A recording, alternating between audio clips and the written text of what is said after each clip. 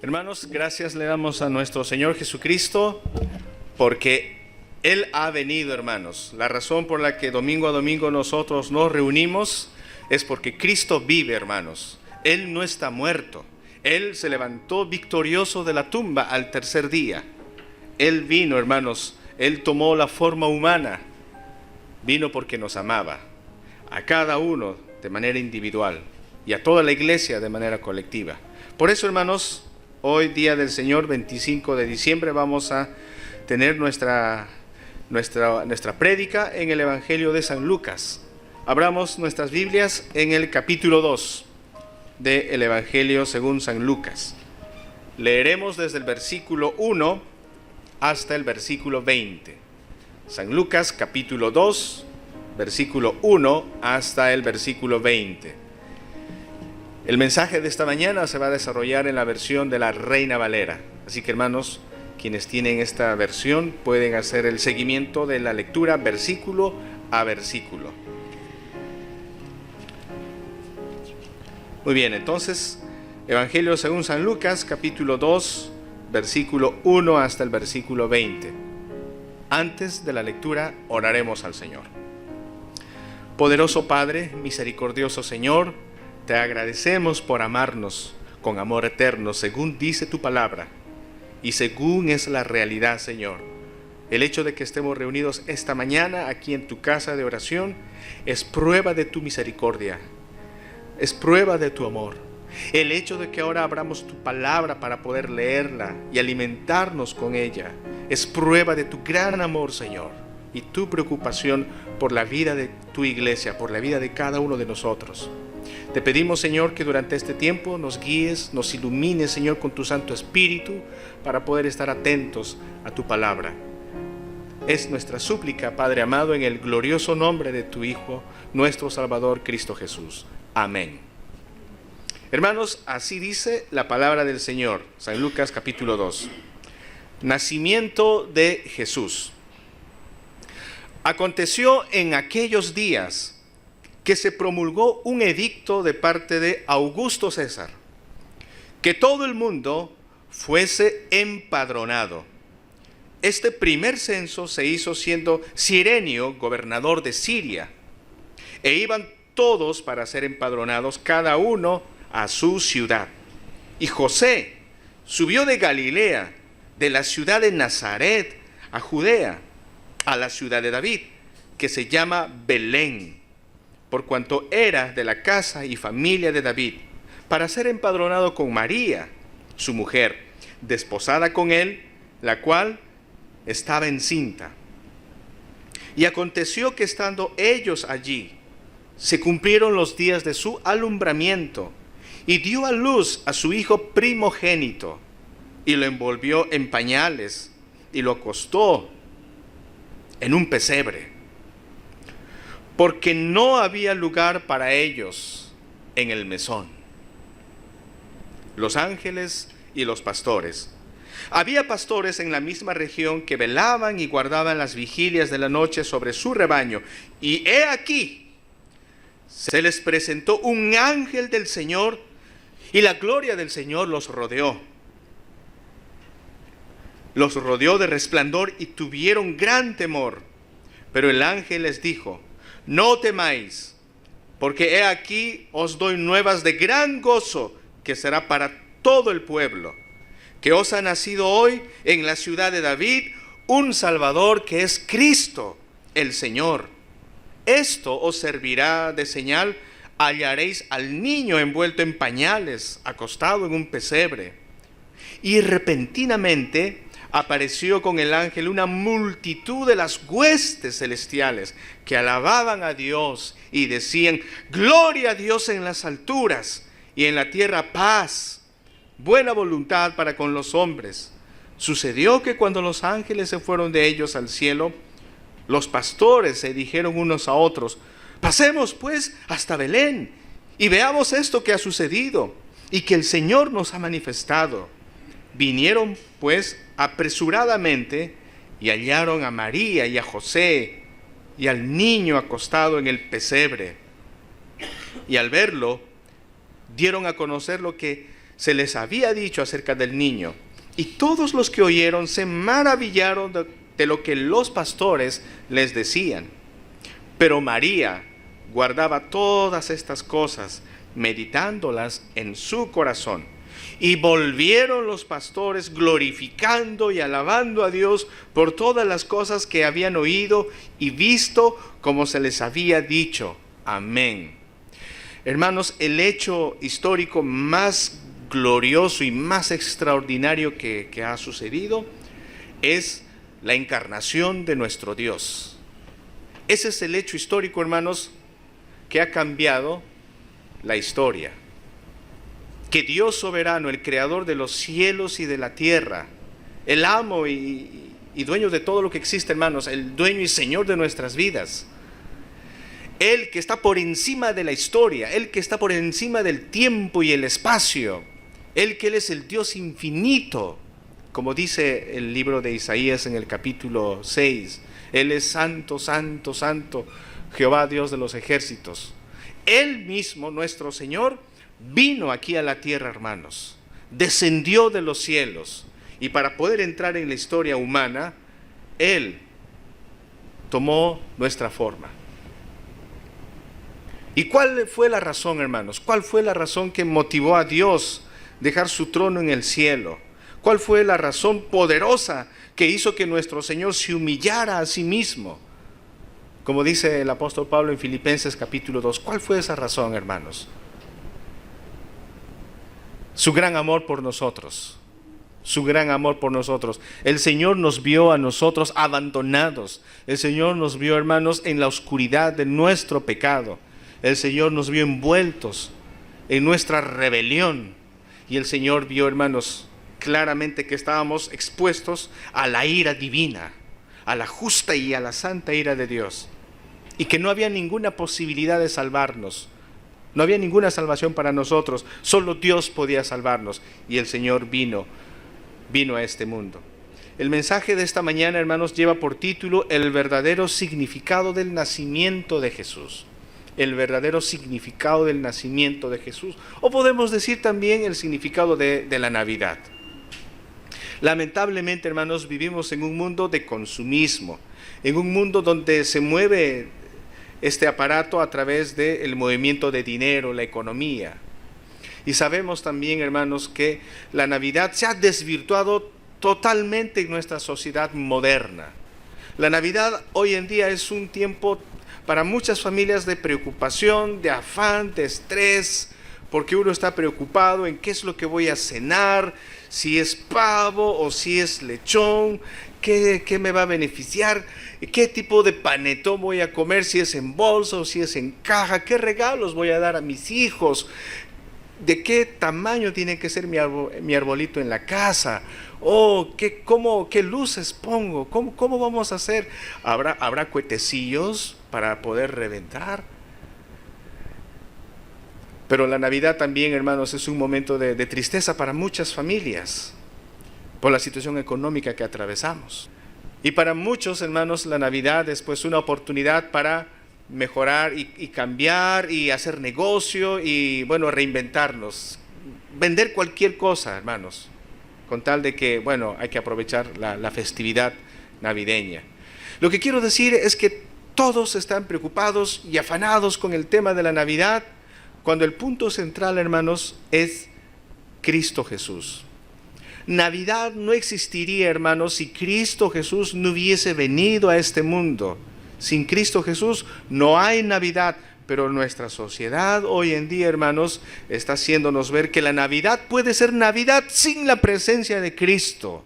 Solo que haya buena comida y pavo y panetón y regalos. Eso es Navidad. Hermanos, la Navidad es Cristo Jesús. Cristo Jesús.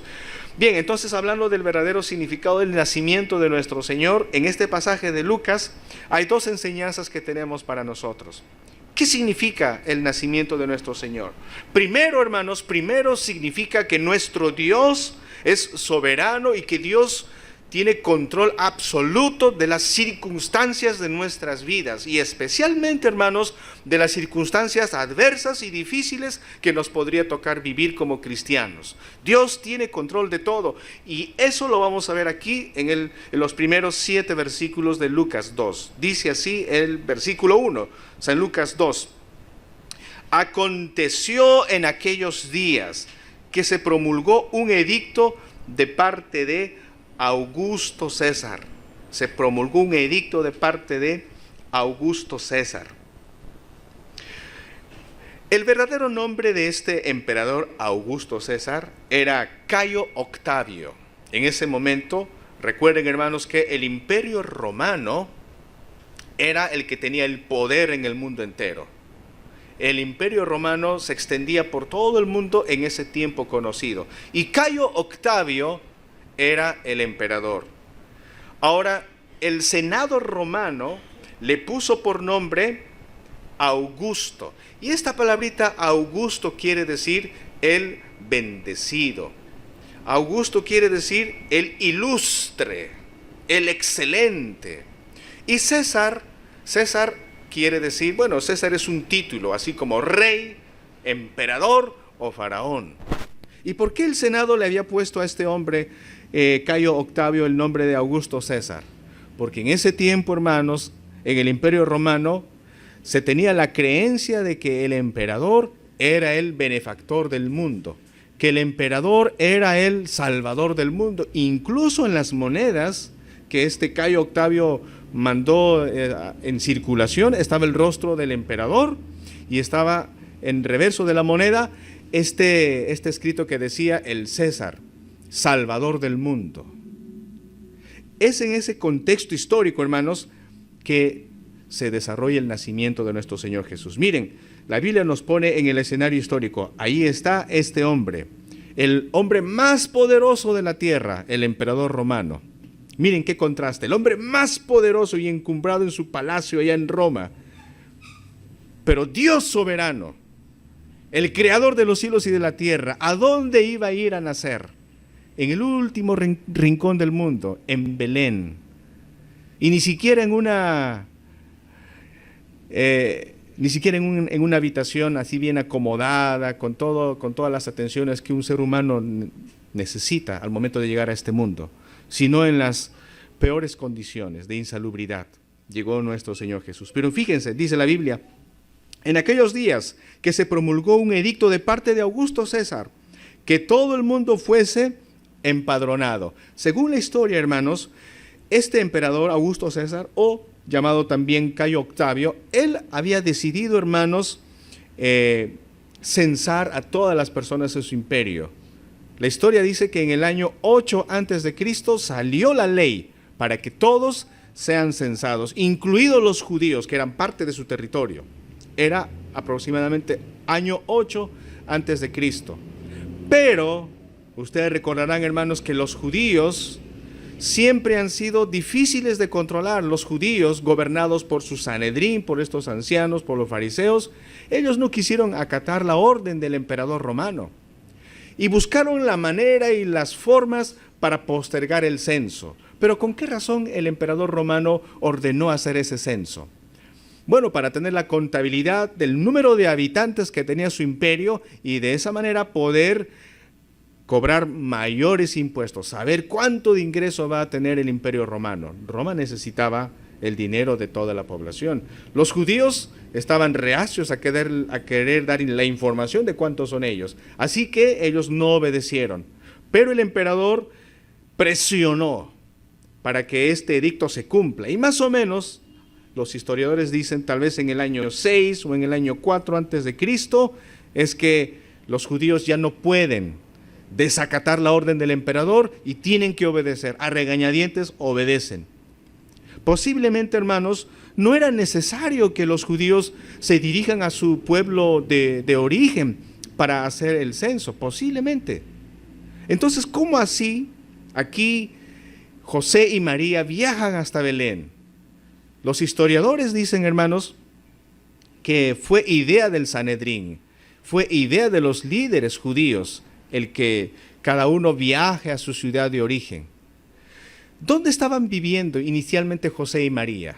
Según la palabra del Señor, dice en el verso 4, y José subió de Galilea, de la ciudad de Nazaret, de la ciudad de Nazaret. Ellos vivían en Nazaret. Seguramente José trabajaba allá, ¿no? Era un artesano, era también un carpintero. Entonces él trabajaba, vivía en Nazaret. María estaba embarazada y María pues llevó su embarazo en Nazaret. Todo estaba planificado para que el Señor nazca en Nazaret. Pero en primer lugar, hermanos, vemos aquí que las condiciones de este mundo presionan a esta joven pareja para ir a Belén. La situación, la circunstancia, las autoridades están presionando para que ellos se movilicen. Pero hermanos, detrás de esa presión de este emperador, ojo hermanos, ojo, que el emperador ni cuenta se daba, él ni sabía que la orden que él había dado iba a cumplir la profecía. Porque detrás de esas circunstancias difíciles, hermanos, estaba Dios. Dios estaba manejándolo todo. Dice la Biblia en el libro de Miqueas, en el capítulo 5, en el versículo 2. Miqueas, hermanos, escribió casi 700 años antes del nacimiento de Jesús. 700 años antes. Eso es bastante tiempo. Y Miqueas profetizó diciendo lo siguiente, daré la lectura. Pero tú, Belén Efrata, pequeña para estar entre las familias de Judá, de ti me saldrá el que será Señor en Israel, y sus salidas son desde el principio, desde los días de la eternidad. Aquí ya estaba profetizado que el Señor nacería en Belén, pero sus padres, José y María, no vivían en Belén, vivían en Nazaret. Así que si el emperador no hubiese hecho ese edicto, si el Sanedrín no hubiese acatado la orden y no se hubiese realizado ese censo, José y María ¿hubieran viajado a Belén? La respuesta, hermanos, es no. ¿Qué necesidad había para ellos viajar hasta Belén? No había ninguna necesidad, pero se vieron forzados por un edicto de las autoridades, se vieron forzados por las circunstancias. Y recuerden, hermanos, también que la palabra del Señor aquí en el libro de Isaías, capítulo 53, versículo 5, dice lo siguiente. Bueno, voy a leer desde versículos anteriores y voy a pedir, hermanos, que tomemos nota de este pasaje. En Isaías capítulo 53, versículo 3, desde el verso 3 en adelante, la lectura dice: despreciado y desechado entre los hombres. Repito, despreciado y desechado entre los hombres, varón de dolores, experimentado en quebrantos, y como que escondimos de él el rostro. Fue menospreciado y no lo estimamos. Y así sucedió, hermanos. El Señor no nació en una bonita cuna, no fue su cuerpecito colocado en una cuna bien bonita de seda, cuna de oro, en un palacio, no. ¿Dónde llegó a nacer nuestro Señor? Dice en San Lucas capítulo 2, verso 7. Lucas 2:7, que es el pasaje que estamos considerando, dice: y dio a luz a su hijo primogénito y le envolvió en pañales y lo acostó en un pesebre, De eso se deduce que el Señor nació en medio de los animales, porque un pesebre literalmente es el comedero de los animales. ¿Y dónde está el comedero de los animales? ¿Dónde están los animales? Y allí, hermanos, en ese sucio lugar, nació nuestro Señor Jesucristo. Y como dice su palabra, Él fue despreciado. Porque el versículo 7 dice: porque no había lugar para ellos en el mesón. No había espacio para ellos. Hermanos, las circunstancias que cada uno de nosotros puede atravesar no se pueden comparar con las circunstancias difíciles que nuestro Señor Jesucristo atravesó. Yo sé que cada uno de nosotros tiene sus pruebas en la vida. Yo sé que cada uno de nosotros, hermanos, pasa situaciones difíciles. Todos. Porque no hay ningún cristiano que no sea aprobado por Dios. No lo hay, hermanos. No lo hay. Ya sea a nivel personal, ya sea a nivel familiar, ya sea en cualquier área de nuestra vida, siempre vamos a tener pruebas y dificultades. Siempre nuestra fe tiene que ser probada. Siempre, hermanos, si somos tentados incluso a perder la paciencia, somos tentados incluso en momentos a dudar del poder de Dios. O si digo esto, hermanos, tal vez yo soy el único que le pasa eso y ustedes dirán, uy, oh, qué barbaridad el pastor, ¿cómo va a decir eso? Que somos tentados a dudar de Dios. Yo jamás, pastor, yo nunca dudo de mi Señor. Usted, allá usted, pecador. Y yo digo, amén, hermano, amén. Pero creo yo, hermanos, que si hasta Juan el Bautista, en su momento de dolor, Juan el Bautista dijo a sus amigos, los discípulos, pregúntenle, ¿es él el que había de venir o esperaremos a otros? Si aún él, hermanos, pasó por momentos de angustia, es natural que nosotros seamos probados. Las circunstancias van a ser difíciles, ya son difíciles, hermanos, para muchos de nosotros, son difíciles. Pero fue también difícil para José, fue también difícil para María. Nada más imaginémonos una mujer, hermanos, ya de 9 meses de embarazo, tener que transitar desde Nazaret hasta Belén, kilómetros y kilómetros, hermanos. No hay taxi, no hay tren, no hay avión. Las condiciones son difíciles, los caminos atestados de delincuentes y asaltantes. Eso sí había en esa época, como lo hay hoy en día también. Y llegan a Belén, hermanos, y no hay espacio para ellos. Nosotros podríamos decir, pero ¿por qué nadie se ha apiadado de María? ¿Por qué viéndola embarazada? Qué terrible situación. Pues en esa condición estaba María, la madre de nuestro Señor. Según los estudiosos, hermanos, es posible, y los arqueólogos también dicen, hermanos, y yo pienso que esto calza con lo que es nuestra realidad actual. Hoy, en la actualidad, hermanos, cuando uno tiene su casita y uno, por la gracia de Dios, puedes comprarte tu carrito, ¿dónde guardas tu carrito? En un estacionamiento, ¿no? Pero cuando ya tienes un carrito, uno piensa en el garaje, ¿no? Necesito un garaje, claro, una cochera, tengo que estacionar mi vehículo. Y ahí está. Las casas son así, hermanos. Tienes tu casa, tienes tu garaje. Y ahí en el garaje está guardado tu auto. Así es, hermanos. Y en esa época donde no existían autos, ¿cuál era el medio de transporte para las personas? Su caballo, su burrito sabanero, ¿no? Su camello, ¿no? ¿Y dónde guardaban sus animales? Su caballo, su burro, su camello. ¿Dónde guardarían las personas? Bueno, tenían algo así como una cochera en esa época, ¿no? Como una especie de corral, obviamente cerca a su domicilio, ¿no? Los arqueólogos han descubierto así edificaciones en Belén donde la casa está en la parte elevada y en la parte de abajo está el corral de los animales. Y arriba se sube con una especie de grada, ¿no? Y arriba está la sala, está el dormitorio de las personas y abajo está el corral, donde guardan a su caballo, a su camello, a su medio de transporte. Y es muy probable que así fue, hermanos. Cuando llegó María y José, no había espacio donde hospedarse. ¿Y a dónde tuvieron que ir ellos a descansar? Al garaje de esa época, que era el comedero de los animales, donde estaba el caballo, donde estaba el burro, donde estaba el camello. Porque no había lugar para ellos. No había lugar para ellos.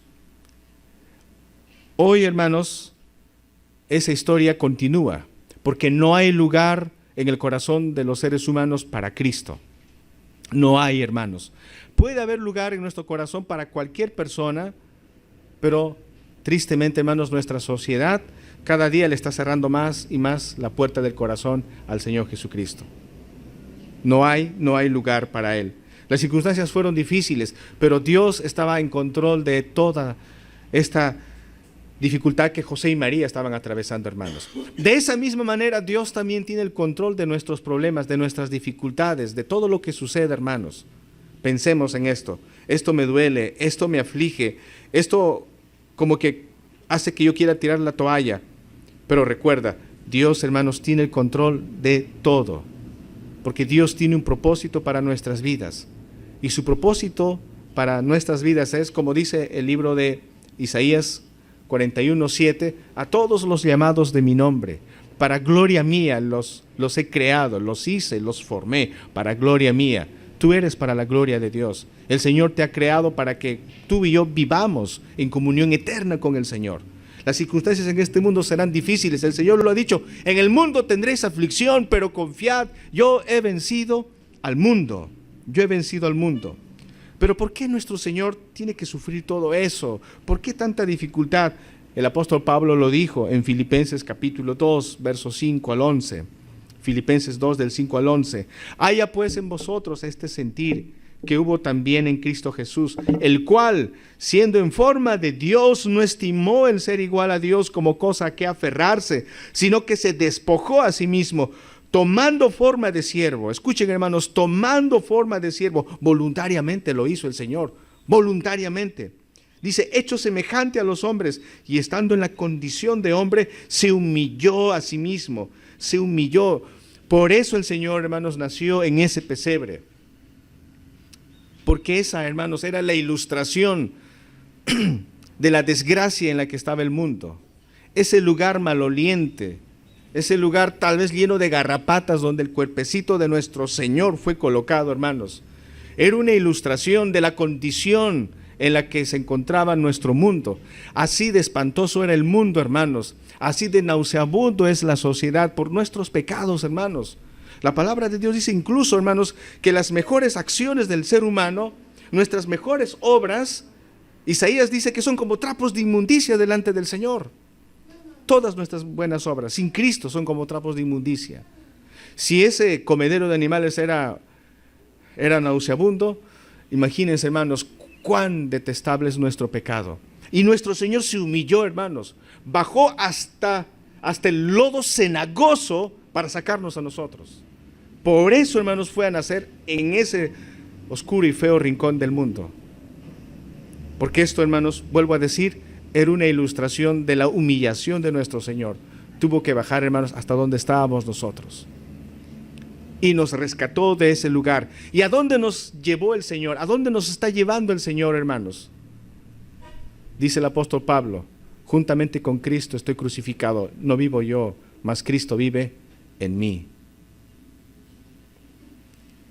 Hermanos, gracias a la humillación de nuestro Señor Jesucristo, gracias a que Él ha venido a sacarnos del barro, del lodo donde estábamos, podemos estar aquí, hermanos, alabándole a Él. Así es, hermanos. Entonces, en primer lugar, ¿qué significa el nacimiento de Jesús? Significa que el Señor es soberano sobre todas las circunstancias. Él es el soberano sobre las circunstancias difíciles en nuestra vida. Número 2, hermanos, ¿qué significa también el nacimiento de nuestro Señor? Número 2, significa que el Señor ha venido para salvarnos de nuestros pecados. Ha venido para salvarnos de nuestros pecados. Yo sé que como cristianos, como creyentes que tenemos años en la fe, podemos decir, pero pastor, eso ya lo sabemos. Eso es lo primero que hemos aprendido en la clase de membresía, que somos pecadores y que Cristo vino a salvarnos de nuestros pecados. Sí, yo estoy de acuerdo, eso ya lo sabemos, pero ¿cuántas veces nos olvidamos? Y digo nos olvidamos porque no estamos viviendo en consistencia con esta gran realidad. Porque a veces todavía seguimos aferrados de nuestros pecados. A veces todavía seguimos cayendo en las tentaciones. Pero sí ya nosotros sabemos que Cristo se ha sacrificado. Él ha muerto en la cruz del Calvario para salvarnos del pecado, para sacarnos de las tinieblas, para hacer de nosotros un reino de reyes y sacerdotes, que anunciemos su palabra. Pero se nos olvida en la práctica, hermanos. Se nos olvida. Y en el versículo 8 tenemos esto, dice, había pastores en la misma región que velaban y guardaban las vigilias de la noche sobre su rebaño. Por cierto, hermanos, los pastores en esa época eran las personas que estaban en lo más bajo en la pirámide de la escala social. O sea, socialmente y económicamente, los pastores de ovejas en esa época eran los menos pagados, eran, por decirlo de manera coloquial, la última rueda del coche dentro de la sociedad.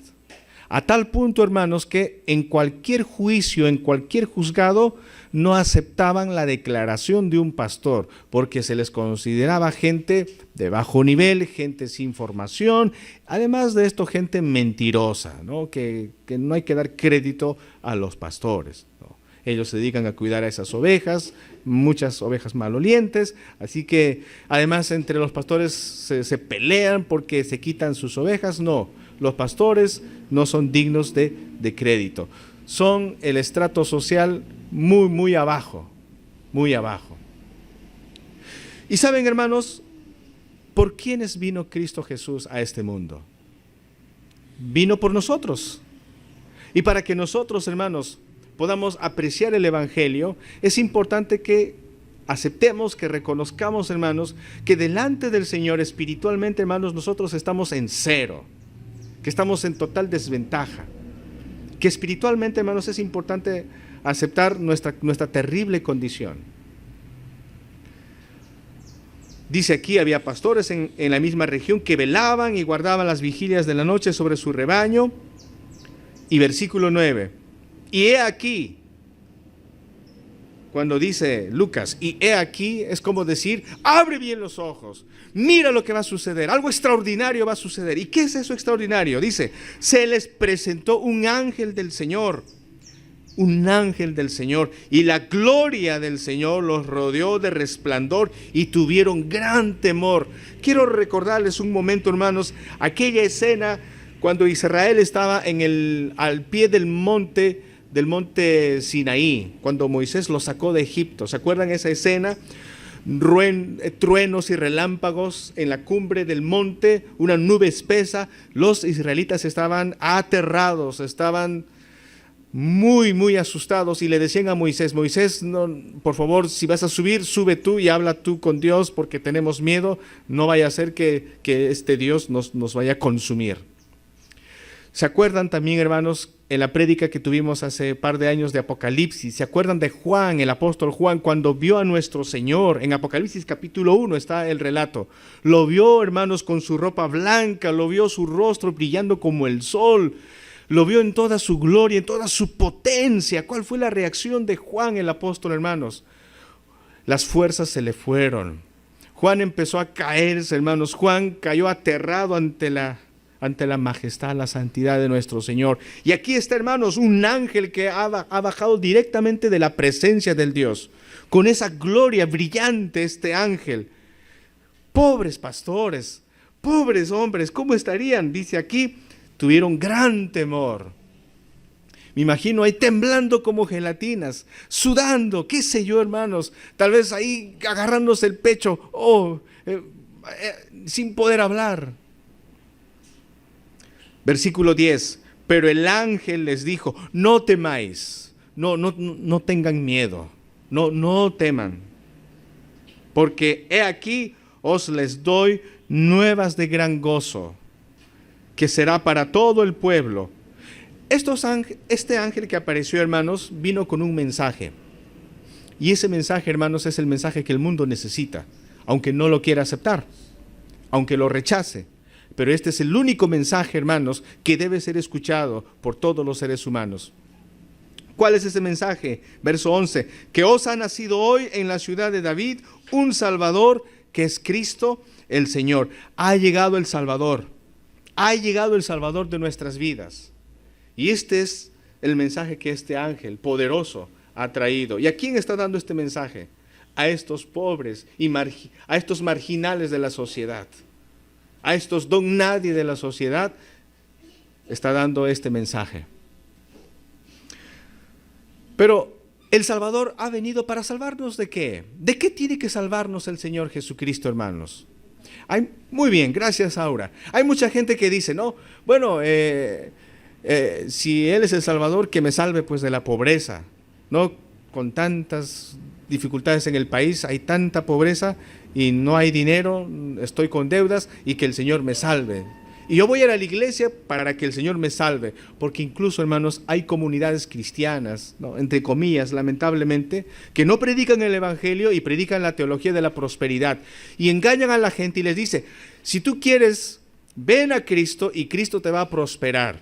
Cristo va a hacer que tú seas próspero, que tú te conviertas en un hombre pudiente. No estoy diciendo yo con eso, hermanos, que el Señor, si es su voluntad, no te pueda prosperar económicamente. Sí lo puede hacer, si es su voluntad, si así lo quiere. Pero el Señor no ha venido para salvarnos de la pobreza económica.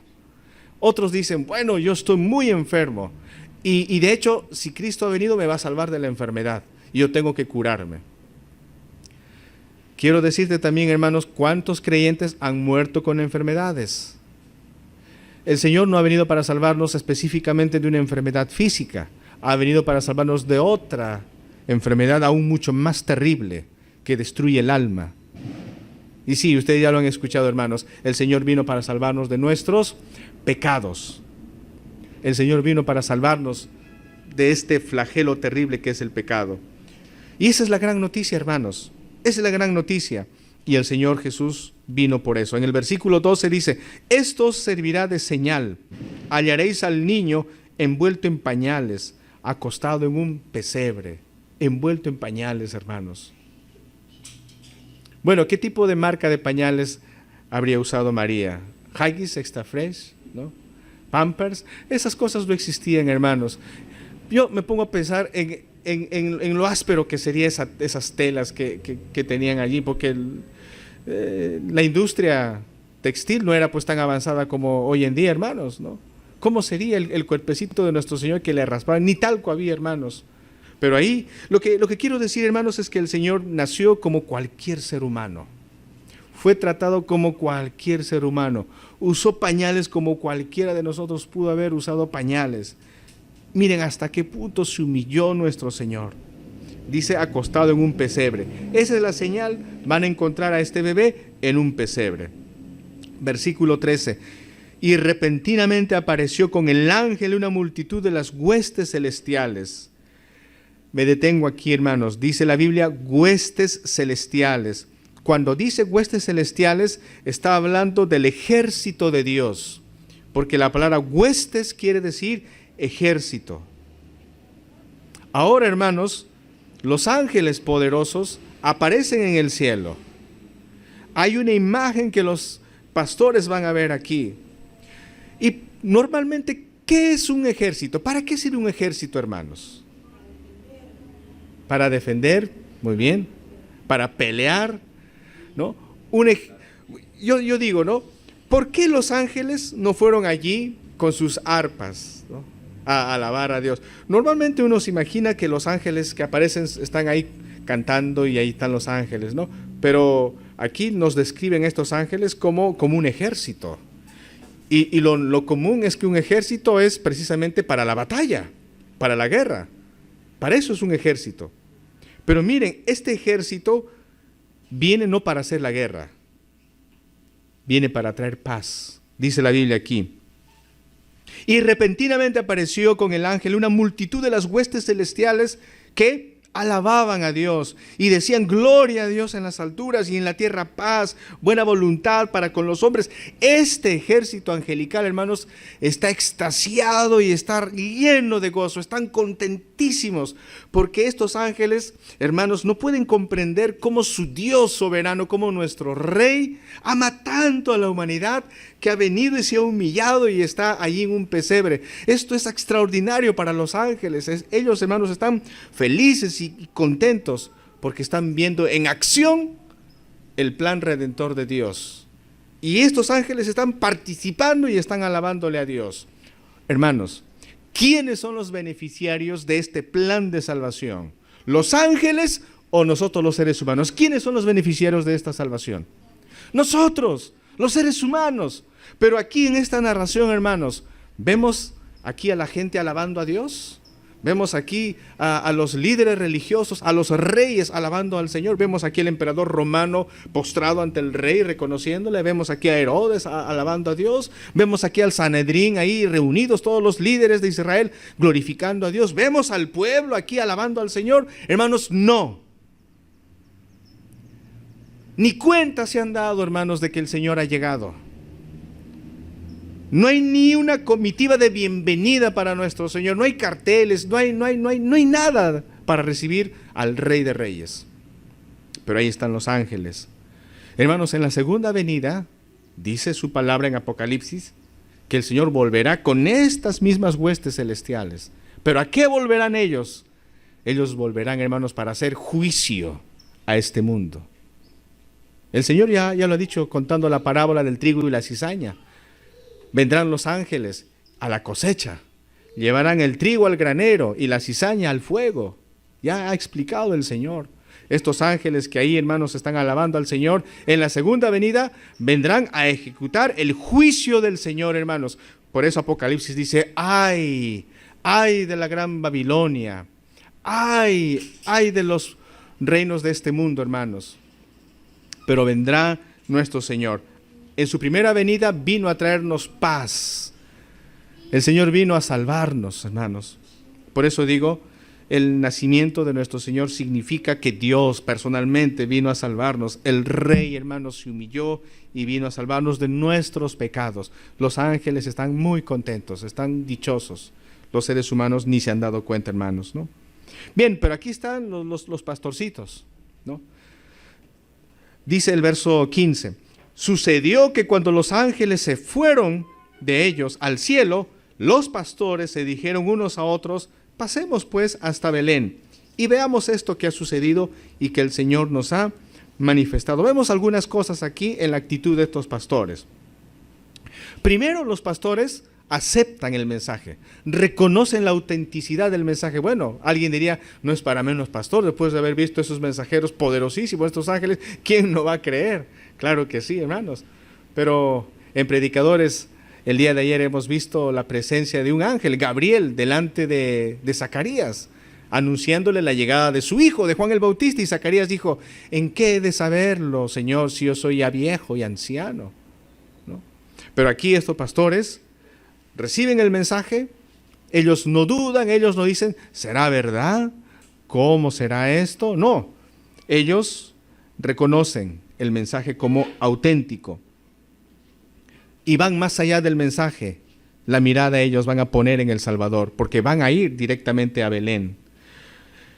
Y esa es la otra reacción que vemos aquí en el versículo 15.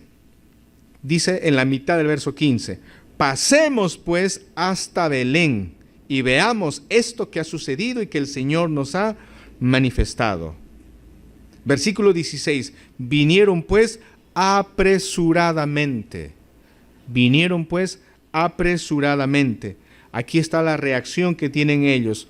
No pierden el tiempo. Sin dilación, ellos dicen, queremos ver a este niño. Queremos ver a nuestro Salvador. Por tanto tiempo lo hemos esperado. Vamos a Belén. Y la tercera cosa que vemos aquí es que entre ellos se animan. Entre ellos se dicen, vamos, vamos. ¿No? Dice claramente en el versículo 15, se dijeron unos a otros, pasemos pues hasta Belén. Pasemos pues hasta Belén. ¿Han escuchado el mensaje de este ángel? ¿Han visto las alabanzas angelicales? Ellos dicen, es verdad. Vamos, amigos, vamos. Pero ¿quién va a cuidar las ovejas? Eso es secundario. Ha llegado el rey, vamos a ver a nuestro rey. Y se fueron, hermanos, a ver al Señor. Y lo encontraron, hermanos. Dice en el verso 17, y al verlo, dieron a conocer lo que se les había dicho acerca del niño. Y todos los que oyeron se maravillaron de lo que los pastores decían. Me imagino, hermanos, estos pastores estarían pues así con el corazón que les latía, que poco más y se les sale, sudando, qué sé yo, ellos estaban desesperados. Hemos visto un ángel, luego hemos visto una multitud de ángeles y aquí vemos a nuestro Señor. Es extraordinario, a nosotros nos han venido a contar, no lo podemos creer, esto es glorioso. Estaban ellos muy emocionados porque vieron a nuestro Señor. Verso 19 dice, pero María guardaba todas estas cosas, meditándolas en su corazón. María, imagínense, para esta mujer, que por obra y gracia del Espíritu Santo tuvo a nuestro Señor. ¡Qué experiencia, hermanos! ¿No? Versículo 20 dice, para concluir, y volvieron los pastores, glorificando y alabando a Dios por todas las cosas que habían oído y visto, como se les había dicho. Ellos están glorificando a Dios, ellos están alabando a Dios Posiblemente fueron al pueblo para contar lo que había sucedido. Ahora la pregunta es, ¿les habrán creído a los pastores? Sabiendo que no son personas de crédito, ¿habrán dado crédito a sus palabras? Pero ellos fueron gozosos para comunicar lo que habían visto. Dos cosas quiero decirles, hermanos. Las circunstancias en nuestra vida pueden ser difíciles, y por más oscuras que éstas puedan ser, hermanos, nuestra mirada siempre debe estar en Cristo Jesús, el autor y consumador de nuestra fe. Por más difíciles que sean, hermanos, no perdamos de vista a nuestro Señor Jesús, recordando que Él también pasó por circunstancias difíciles porque nos amaba. Y número dos, hermanos, nunca olvidemos, jamás olvidemos que nuestro Señor vino para salvarnos de nuestros pecados, que el pecado es lo más espantoso que nos ha podido pasar a todos los seres humanos, que el pecado nos aparta de Dios, que el pecado destruye nuestra familia, que el pecado nos destruye a nosotros, hermanos, que el pecado es lo nauseabundo que puede haber en este mundo. Y el Señor se humilló para bajar a esta cloaca que era el mundo, para sacarnos, hermanos, para lavarnos con su sangre y para llevarnos a la gloria celestial. Y allá un día estaremos, hermanos, un día estaremos. El Señor volverá por nosotros. Oremos. Señor, te damos gracias por haber venido a este mundo a buscarnos a nosotros que estábamos descarriados. Estábamos, Señor, perdidos y no nos dábamos cuenta, Señor, de nuestra desgracia. Vivíamos, Señor, siguiendo los dictados de nuestro corazón, según nuestro propio criterio, sin conocerte a ti, Señor, sin saber que tú eres Dios. Sin embargo, Señor, tú tuviste compasión de nosotros y viniste a este mundo, Señor. Te rebajaste, te humillaste, Señor, a buscarnos donde estábamos y estábamos revolcados en nuestro pecado. Y tú viniste, Señor, como tu palabra dice, al que no conoció pecado, por nosotros lo hizo pecado, para que nosotros fuésemos hechos justicia en Cristo Jesús. Gracias, Padre Santo, por haber entregado a tu Hijo amado, por amor a nosotros. Guía nuestras vidas. Permítenos, Señor, vivir en correspondencia al amor que tú nos tienes. Señor, gracias por la Navidad. Gracias porque la Navidad es que tú, Señor, tienes control sobre toda situación y que tú has venido para salvarnos de nuestros pecados. Gracias por la Navidad. Gracias por la presencia de tu Hijo amado, nuestro Salvador, Cristo Jesús, Señor y Salvador nuestro. En el nombre de Jesús oramos, Padre. Amén.